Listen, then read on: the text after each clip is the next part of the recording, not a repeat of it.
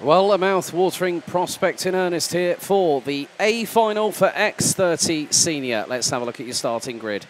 And it is going to be as follows. Henki Kalteren and Sam Balota will be on the front row. Simon Lacroix and Métis Merchal will be on row number 2. Normeton and Clément Outran round out row 3 with Sacha Van Bosch, Thomas Van Vliet, Marcus Gloom and Connor Grant rounding out the top 10. Julian Kamen and Nico Voss will be on row 6. Next up, it will be Dan Steeman, Rima Blanc, Bo Heymans and Alessandro Turisca round out row 8 with Bertrand Saxe, Patrice Kowalski, Tyrone Kinard and Luca Moulard rounding out the top 20. Victor Louis will be joined by Q Lee on row 11 with Lorit Saxe and Milan Marzak rounding out the top 12 rows. Rounding out the 36 strong grid will be the following drivers. You'll have the likes of Loris Saxe, then you'll have Marzak, Annabelle Bryan, Alexis Constant, Jack Buckley, Matthias van der Kerkhofer, Thibaut Gellard, Henrik Voigt, Kevin Lantinga, Il Prouveau, François Delati, Angelo Milly, Sam van der Heijden, and last, but by certainly no means least, Luca Montebello. Well, in terms of the championship, the way things stand at the moment coming into this round, Balota, who leads, is on the outside of the front row. The person in third is on pole position, having secured 5 straight wins in the qualifying heats. And I spoke to Henki Kalteren earlier on, and he said, yeah, I was sweating like nobody's business, getting out of the car, you know, taking the race helmet off. It's been a very, very hot day in the office. And then you have to feel sorry for Alessandro Turisca, who starts 16th. And what's more, this race could be one to remember this season. This could set a precedent for the 2024 IAME Series Benelux season. Of course, Ellie Goldstein no longer a driver in this championship. Moving on to further things with TB Kart, which means we have a changing of the guard here. Guillaume Alvarez, take us through the start, please. Thank you very much, Alex. We got ourselves ready for the senior final, 14 minutes plus 1 lap, and the 36 best of them are ready to go for battle as we are. L'information de la grille, sans doute bien effectuée du premier coup. On est parti d'ici quelques instants dès que les feux s'éteignent. On est parti, go, go, go! À l'assaut du premier virage, un excellent départ de la part de Henki Kalteren en pole position, suivi par le reste du peloton dans le premier virage. Un de ses équipiers du team RSD, semble-t-il, s'est dégagé sur la gauche pour tenter de s'extraire de la première ligne, du moins de l'intérieur de la grille de départ. Ça se passe bien dans le virage numéro 3. Garan passe en mêler les roues et certains pilotes qui virent trop large malheureusement et qui mettent non pas 2 mais bien 4 roues dans le bas-côté. Espérons que ça se passe bien pour le reste de ce premier tour. La catégorie senior, la classe reine de la IAME Series Benelux, les 36 meilleurs sur 88 partants. Et déjà certains qui tentent de se positionner idéalement dans ce premier tour d'ouverture, ô combien crucial pour déterminer bien le reste de votre performance avec un pilote malheureusement qui sort trop large juste avant le freinage, le numéro 250 en effet. Il s'agit de Mathis Merscout qui est allé virer large juste avant l'épingle du virage numéro 11. Aïe aïe aïe, première grosse désillusion pour Mathis Merscout qui va devoir se ressaisir et gravir les échelons à nouveau. Premier tour de bouclé, Henki Kalteren qui mène le bal et juste derrière lui, eh bien chers amis, Sam Balota. I was waiting for this to happen. Clément Outran rounds out the top 3, but Balota's going for the race lead. Up the inside he goes on Henki Kalteren through turn number 3, and now Kalteren's pointing. Come on, Sam, move. Come on, just go. Let's get away from everybody.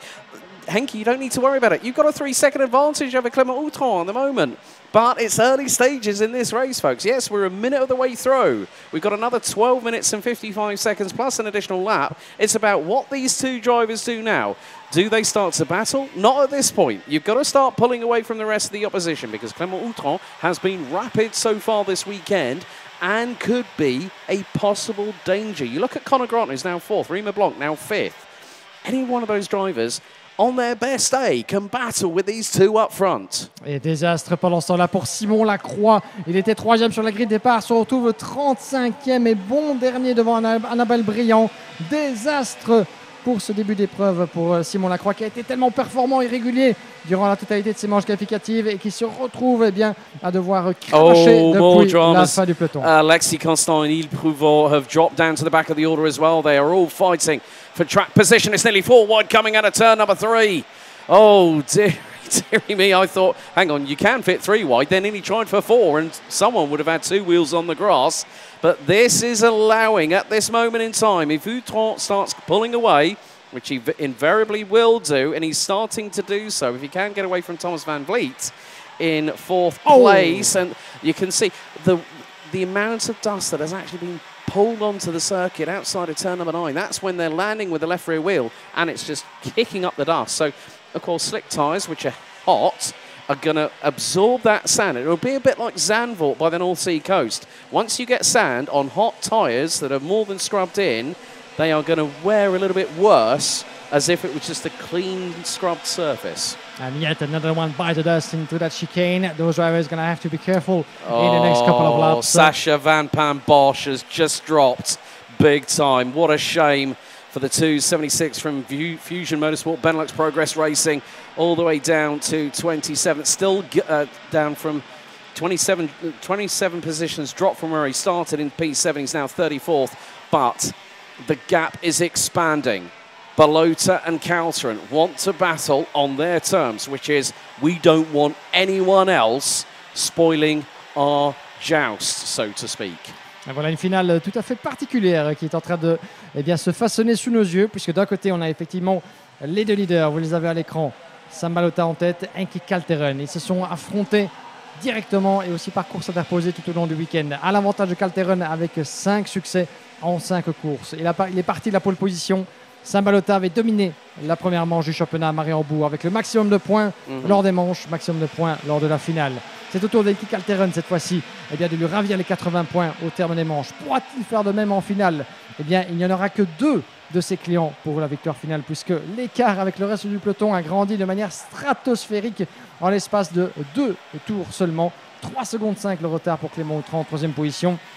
Quoi qu'il en soit, à moins évidemment que le pire des scénarios n'intervienne et que ces deux-là se mettent mutuellement hors course, ce qu'on ne leur souhaite absolument pas, le vainqueur se trouve entre ces deux-là. Est-ce que Sam Balota peut faire la passe de 2? Est-ce que Henki Calteren peut sceller la victoire dans cette 2e épreuve? Évidemment, la grosse question à laquelle on va devoir répondre. Il reste encore 9 minutes et 1 tour.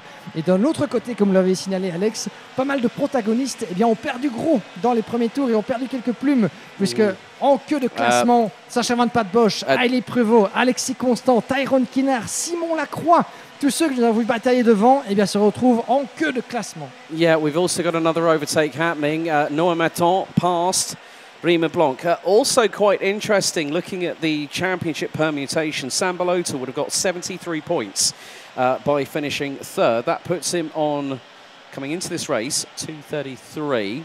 Henki Calteren, 146 coming into this round, 80 points, 226. So now, where is Alessandro Tudisca? More to the point, 19th. So Tudisca is going to tumble down the championship order after a dismal set of heats, a dismal final in his eyes, because we know for a fact that he is mustard and he can race with those at the front. And I'll be honest with you here, Clément Autran is starting to get his head down and start to pull away, and he's gotten away from Thomas van Vliet, the gap between them, 1.8 seconds and climbing. Autran has 8 minutes plus a lap to go after the top 2. Il va avoir un sacré boulot, en tout cas avec plus de 3 secondes à aller chercher sur Sam Balota et Henki Calteren. Ces deux-là n'ont sans doute certainement pas l'intention de ralentir l'allure. Ils doivent se porter mutuellement vers l'avant pour qu'on les laisse en découdre. On va voir ce que va nous donner effectivement la remontée de Clément Autran. Meilleur tour en course pour l'instant dans des œuvres de Bertram Satch depuis la 8e position. Alors que nous sommes ici à la sortie de la chicane avec Bertram Satch justement, qui a remonté 9 places jusque dans le top 8. Et pour l'instant, toujours un statu quo entre les 2 leaders, Balota et Henki Calteren. C'est sans aucun doute l'une des formes de compétition, une des situations dans une course à ce point importante les plus compliquées à gérer. Puisque que vous soyez un favori, que vous remontiez le peloton place après place et que vous comptiez éventuellement sur la perte de temps de votre rival le plus proche en tête de la course par exemple, ça pourrait vous aider. Oh, il y a un pilote là-bas en difficulté à l'extérieur du virage numéro 3, semble-t-il. Non, ça s'est passé de l'autre côté, juste après le droite du virage numéro 8. Donc, drapeau jaune brandi dans le secteur numéro 2. Et on va essayer d'identifier de qui il s'agit là-bas. Je n'en distingue qu'un au niveau du bord de piste. Donc, semble-t-il, a priori, pas vraiment un accrochage. Vous l'avez sur la droite de votre image, le pilote en difficulté là-bas. Casse mécanique, accrochage, on n'a pas eu l'occasion de voir. Et on va identifier le pilote d'ici quelques instants. Trying to make out the livery at the moment. I'm not too sure if it might be... Well, I'm seeing white, black and green, which is going to be Angelo Meli. 2-2-4. Well spotted there, Guillaume. Effectivement, c'est le jeune pilote Angelo Meli qui vient de dropper de cette finale au tour précédent. Ah, pas de chance pour Angelo. Donc on connaît évidemment le gros potentiel. Ça ne s'est pas bien passé ici ce week-end pour lui puisqu'il s'est lancé depuis la queue de la grille de départ. Et voilà, une bien amère conclusion à un week-end qu'il a été tout autant. Yeah, it's a real shame when drivers get through into this stage of the competition. And Angelo Meli will not score as many points as he was hoping for. However, send up the inside through turn number 3. At the back end of that is Connor Grant. So Bo Heymans might have just made a move up the inside through at turn number 3, possibly. Just caught the tail end of the number because obviously, as you said, the sun is coming down lower. So it's going to put a little bit of glare. Obviously, with these karts, we've got yellow background with black numbers. As soon as the sun hits yellow, it's game over. You won't see hide nor hair of that black 3-digit number on the back of the chassis. Oui, tout à fait, évidemment, on doit prendre en considération l'évolution des conditions météo, toujours impeccable, évidemment, même si nous sommes légèrement décalés par rapport à l'horaire prévu dans le programme. Mais toujours cet écart de moins de 3 dixièmes entre Sam Balota et Inki Calteren. Ça se maintient, ça s'observe, ça se jauge. Et j'ai bien l'impression, connaissant l'expérience des uns et des autres, qu'ils vont attendre sans doute peut-être les 2 derniers, voire le tout dernier tour pour faire la différence cette finale. Ces deux-là ont trop d'expérience, ont été trop réguliers, connaissent ce circuit beaucoup trop bien que pour tendre un piège dans lequel l'autre tomberait de manière trop aisée. Donc à mon avis, ça va se jouer dans un chat de l'aiguille, sur le fil certainement cette finale, à moins que Inki Calteren puisse puiser dans ses ressources, puiser dans les réserves de sa machine et de ses pneus pour non seulement doubler Balota et surtout creuser l'écart de la foulée. Toujours plus facile à dire qu'à faire, évidemment. Also, interesting fact, Clément Houton, 2 tenths quicker last time around. Gap between Calteren and Houton was 2.4 seconds. What is it now? 2.6. So, Houton is running out of time and is trying, he needs to gain at least 3/10 of a second a lap. But because of the fact that Balota and Calteren have decided in a sportsman's way, but we've got to change a little bit further back. That is Noah Maton on Thomas Van Vliet. That is the change for 4th position. They have got Julian Cowan just behind him in the 255.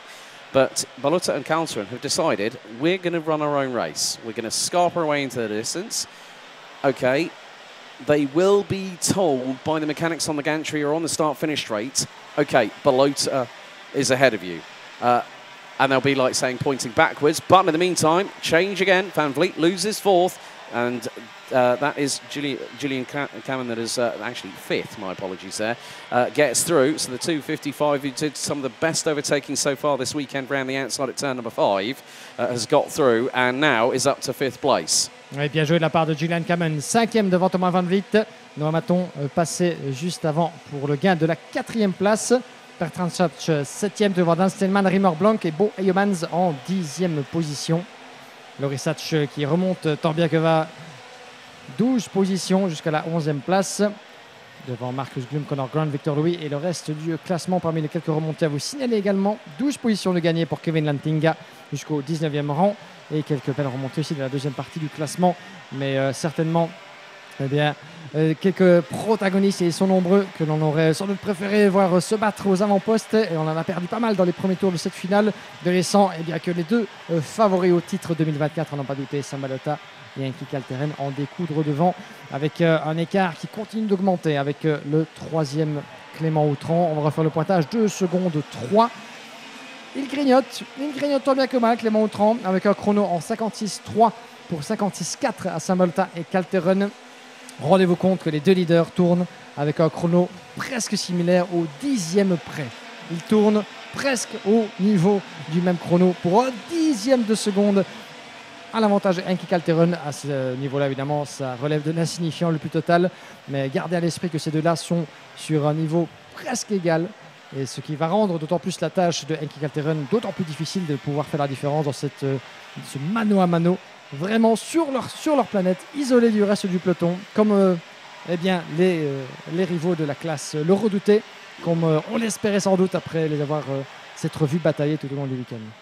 Yeah, it is really coming down to the final minute and 40 seconds. Balota has led every single lap. And now you can see the Dream Racing driver in the 290 starting to slightly pull a slight advantage as they come into turn number 3 once again. This is lap number 12 as we speak. And at the minute, it's going to be a big effort from Henki Kalteren because next time around we'll be on the cusp of 3 laps to go. And as you rightly said, Guillaume, and I'm going to make a little bit of a reference to one of our younger classes, it's like mini X30. 2 to 3 laps to go. The gloves come off, the elbows are sharpened, they're ready and they're out and ready to play. C'est certainement ce qui nous attend dans cette finale entre les deux protagonistes de tête, Sam Balota et Henki Kalteren. Les secondes s'égrènent. 2 secondes 2 l'écart entre Henki Kalteren et Clermont-Autrans. On sent l'envie évidemment du piloter des cartes, de se rapprocher, tenter plus, d'aller pourquoi pas se mêler à la lutte pour la bagarre, à la lutte pour la victoire devrais-je dire. Et 2 secondes, et voilà c'est intéressant. Clermont-Autrans vient de reprendre encore 2 dixièmes sur le duo de tête. Sera suffisant, je pense qu'il y aura manqué une poignée de tours. Sans doute un peu plus de réussite dans les premiers tours de la finale pour pouvoir se défaire de la pression de ses adversaires dans le peloton. Mais quoi qu'il en soit, ça aurait été une finale sous tension entre les deux protagonistes de tête. Sam Balota, Henki Kalteren. Comme vous le disiez, la catégorie senior qui cette année a perdu quelques-uns de ses protagonistes de la saison précédente. Yann Ekmans par exemple qui découvrait le championnat. Eli Goldstein, le multiple champion de Belgique de la catégorie, qui cette année vogue vers d'autres cieux au niveau international, ce qui laisse en quelque sorte la place à ces deux-là pour exercer tout leur art, se battre pour le titre national. Les secondes s'égrènent, on passe la ligne, top, dernier tour, final lap, ladies and gentlemen. Sam Balota has put in a brilliant, masterful display when he needed to the most. Henki Kalteren, the man that was the tour de force through the qualifying heats.